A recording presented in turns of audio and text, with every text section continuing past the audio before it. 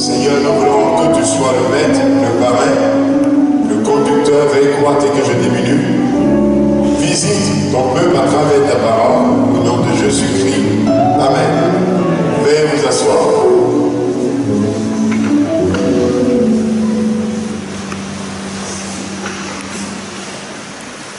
Tout le monde, vous pouvez répéter avec moi la réparation. La réparation. Plus fort. La réparation. Plus fort. La réparation. Vous savez, le texte que je vais utiliser, c'est 1 Roi, chapitre 18, le verset 29 à 34, et puis le verset 36 et 40. Il dit, lorsque midi fut passé, il prophétisait jusqu'au moment de la présentation de l'offrande, mais il eut ni voix ni réponse, ni signe d'attention. Élie dit alors à tout le peuple, approchez-vous de moi. Tout le peuple s'approchait de lui, et Élie rebâtit l'autel de l'Éternel qui avait été renversé. Vous pouvez répéter, Élie rebâtit l'autel de l'Éternel qui avait été renversé. Et donc, si vous voulez, ça peut aussi être le thème, je jette par la réparation, Élie rebâtit l'autel qui avait été renversé. Il prit 12 pierres après le nom des tribus des fils de Jacob, auxquels l'Éternel avait dit, Israël sera ton nom. Et il bâtit avec ces pierres un autel au nom de l'Éternel, et il fit autour de l'autel un fossé à la capacité de 2 mesures de sémence. Il arrangea le bois, coupa le taureau par morceaux et le plaça sur le bois. Puis il dit, remplissez d'eau 4 cruches et versez-les sur l'holocauste et sur les bois. Faites-le une seconde fois, et il fit une seconde fois, et il dit, faites-le une 3e fois, et il le fit une 3e fois. Amen. Amen. Vous savez, ce qui m'a interpellé dans ce texte, c'est ce que la Bible dit. Alors tout le peuple s'approcha, et tout le peuple s'approcha de lui, et Élie rebâtit l'autel de l'Éternel qui avait été renversé. Pourquoi Élie a apparu sur scène? Il a apparu sur scène pour réparer l'autel qui avait été renversé. Il y a des choses qui ont été renversées dans votre vie que moi je ne sais pas. On ne sait pas qui l'a renversé. Ça peut être un prophète de Baal. Ça peut être quelqu'un, vous voyez, qui est un diseur de bonne aventure. Ça peut être quelqu'un que vous avez rencontré sur votre chemin. Ça pourrait être aussi votre père ou votre mère. Ça peut être une situation que vous avez traversée. Ce matin, Dieu envoie quelqu'un pour cette année pour vous permettre de vivre une réparation. Ça veut dire que, regardez-moi ici, ce qui m'a surtout frappé dans le texte, ce n'est pas surtout la réparation. Mais le monsieur a fait ce qu'on ne doit pas faire. Dieu veut faire ce qu'un homme ne peut pas faire dans ta vie. Oui, parce que imaginez-vous, on crée une fosse. L'eau ne peut pas marcher avec le feu. Le monsieur dit remplissez une première fois, remplissez une deuxième fois, remplissez. Donc il a imbibé, vous voyez, l'holocauste, le bois avec de l'eau. En réalité, le miracle, c'est ce que les gens ne comprennent pas. Dieu va faire ce que les gens ne comprendront pas cette année dans ta vie. Est-ce que les gens se disent, mais si les gens viennent se disent, mais oui, il a réussi, c'est bon, mais si les gens viennent pour dire, mais comment il a fait? Qu'est-ce qu'il a fait? C'est ça le miracle. Là où quelqu'un ne peut pas t'aider, là où personne ne pourra pas t'apporter de l'assistance. Et ça, il a dit, allez, creusez, on creuse. Les gens d'abord même se disent normal. Faites descendre le feu. C'était normal pour les gens qui étaient au culte.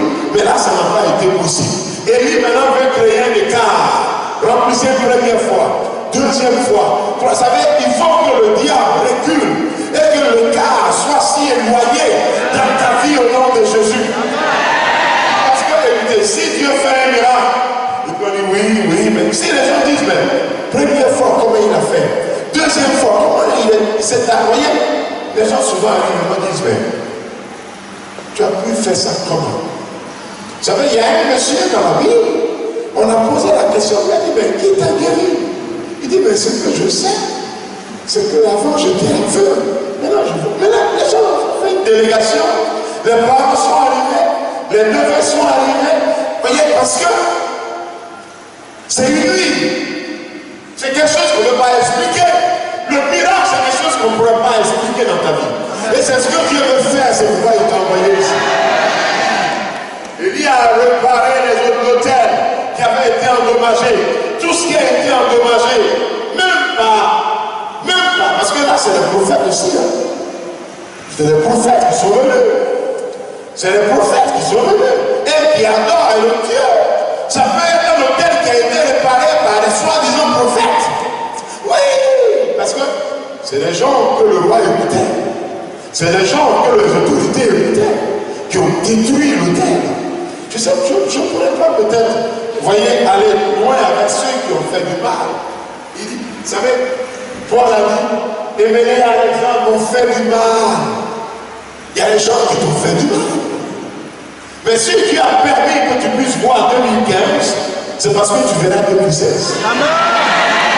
Si Dieu a permis que tu puisses voir 2015, c'est parce qu'il a un plan pour ta vie. Amen. Si Dieu a permis, votre amen là, il est bizarre. Vous savez, dans la réparation, je suis venu pour une mission de réparation. Il a réparé ce qui avait été endommagé. Il a remis dans l'ordre ce que Dieu avait prévu dans ta vie, que la bénédiction devait être libérée à travers les 12 tribus d'Israël. Il est venu et il a rétabli l'autel de Dieu. L'autel de Dieu sera rétabli dans ta vie cette année. L'autel de Dieu sera rétabli dans ta carrière.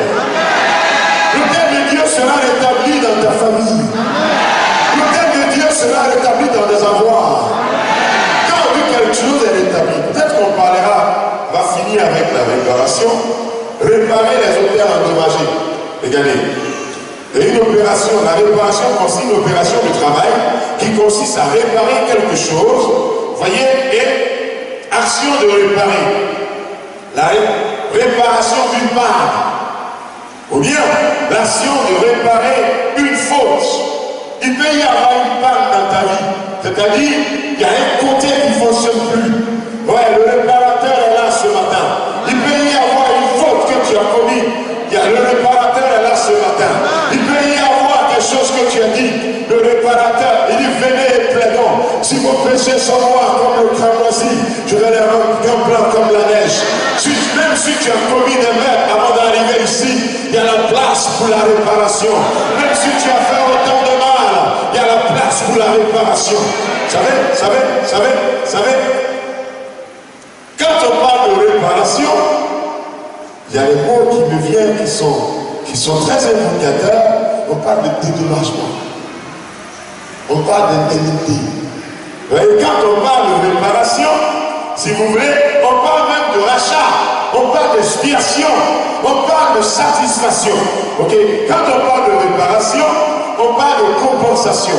Quand on parle de réparation, on parle de dommages-intérêts. Quand on parle de réparation, les amis, c'est si sérieux que ça. Quand on parle de réparation, on va t'indemniser. Alléluia. C'est ce que ça veut dire. C'est-à-dire, ce qui avait été abîmé, ce qui avait été détruit, même si tu as commis autant de dégâts avant d'arriver ici, il dit, il va te blanchir comme la neige.